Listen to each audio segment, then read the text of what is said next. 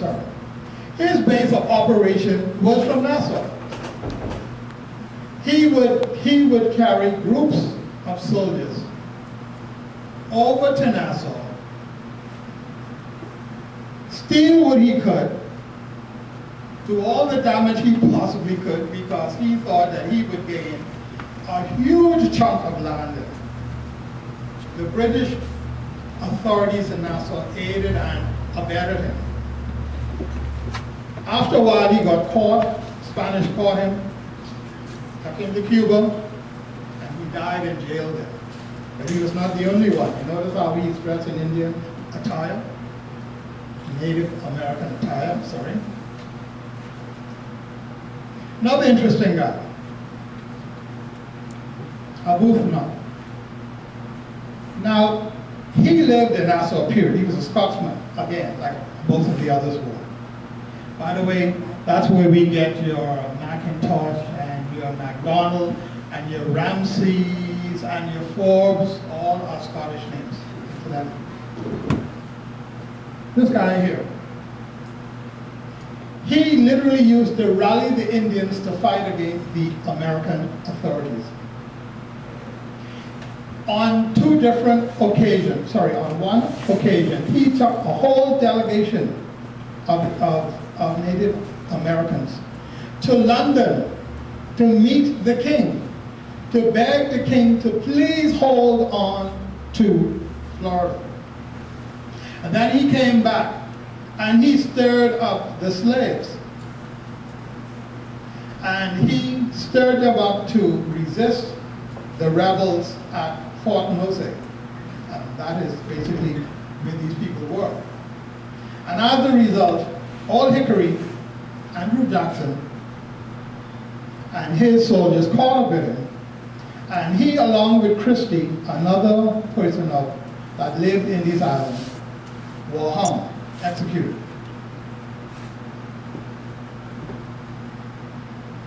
You can't see this very well because it came out kind of fuzzy. This here is an image of an African American / Native Indian. So when they talk about Seminoles coming down, arguably, even though these are Creeks, he would look very much like those people. Cotton. During the U.S. Civil War, cotton was king. Top dog, brought in all the money. You know that the United States got their cotton from the Bahamas? You know that? That's where they got it from. And the first cotton gin was not Eli Whitney's, but it was Eve's, the same guy who was the architect for St. Matthew's Church. Just so you could know. I'm going to shift a bit. Like I said, I'm shifting from book to book. The president of Haiti was here the other day, and I thought to throw this in quickly. Sandeman. All of this is Spanish. This is what later became Haiti, Sandeman. Not one little piece right there. By 1800, this same area here was so lucrative that it was valued more than the entire United States. You understand what I'm saying? The entire United States, period. Let me show you why, or how, rather. Sugar was king, and Europe had a sweet tooth. And the large producers of sugar were these guys here. Then you had coffee. Then you had cocoa. Combined, they made France a wealthy. There were three sets of people, obviously, in Haiti at that time. The gentry, called the affranchis, These were the noble whites planters. Then you had the gender color, people of color, and then you had primarily the black folks.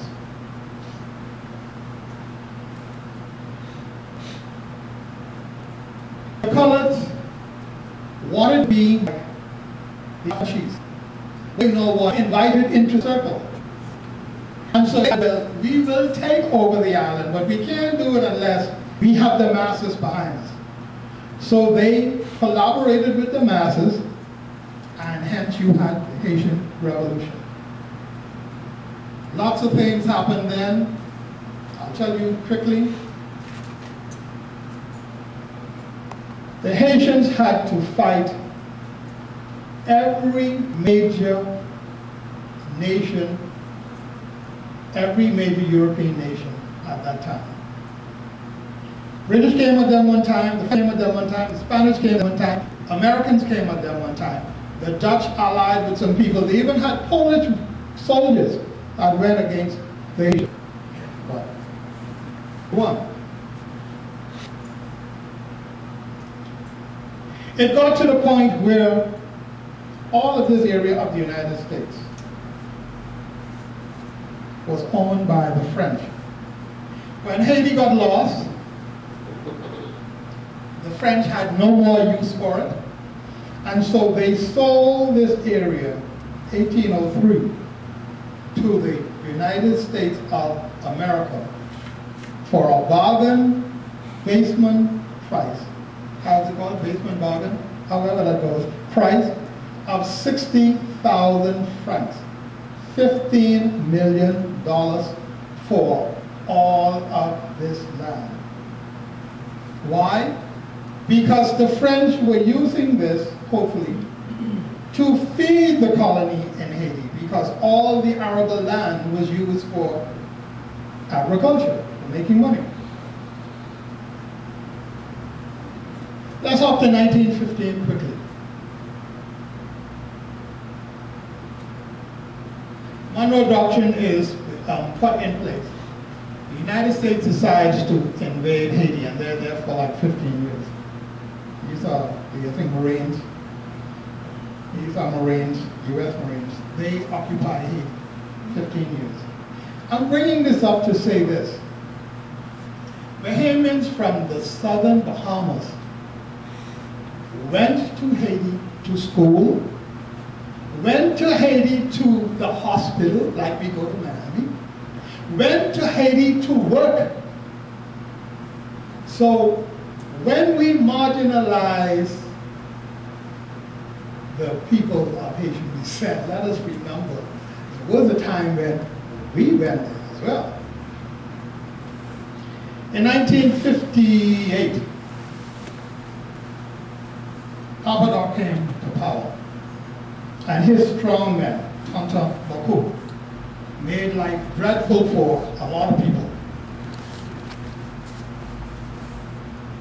I ran a bit too soon. So a lot of them began to leave Haiti.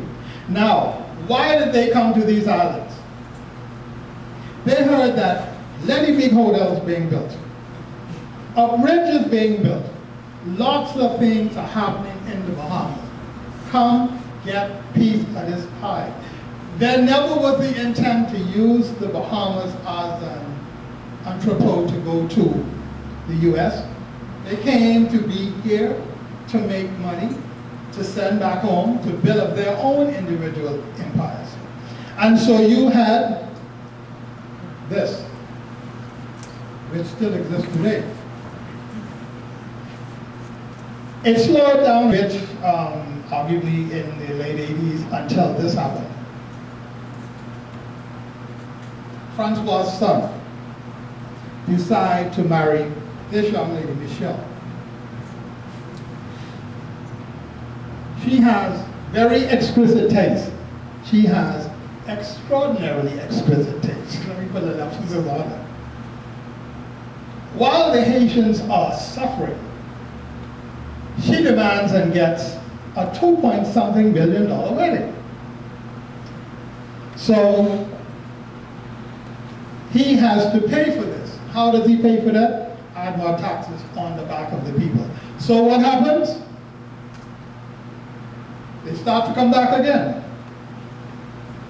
And they start to build like this. And that's the reason why we have the shanty towns and everything in this country. Now, I'm going to step further a bit. Running the blockade. Interesting time in this country. Because most of the supplies, arguably, that went to the Confederate States. Let me back up a little bit. This is the time of the U.S. Civil War. This is the time of Abraham Lincoln, Sheridan, and all of those guys. Grant, the whole gamut of this. This is the time when the southern states continue to be somewhat loyal, and their gentry and their gentry. The northern states have become more industrialized. One of the questions that comes up is slavery. But I assure you, Civil War of 60 to 65 was not because of slavery. It was because of economics. Slavery was a very convenient pawn, but an incidental pawn. These people were shipping cotton, rum, medicine, all that. There was a U.S. naval blockade by the North. Don't let anything through. We will starve you. Well, nobody knew the southern U.S., the southeastern U.S., better than Bahamians. Nobody knew it today better than us. That's why some of the smuggling continues. Most of the goods were landed in these islands, particularly in Nassau. A lot of it is stored right down there in what was once Bondu House, where the pumping museum was. And they would smuggle the goods in past the gauntlet, the naval gauntlet, into the United States. And then they would bring back whatever they needed here. Now, this had a serious demographic impact on these islands. Because when money started to make, particularly from Nassau, everybody left the family islands and came to Nassau.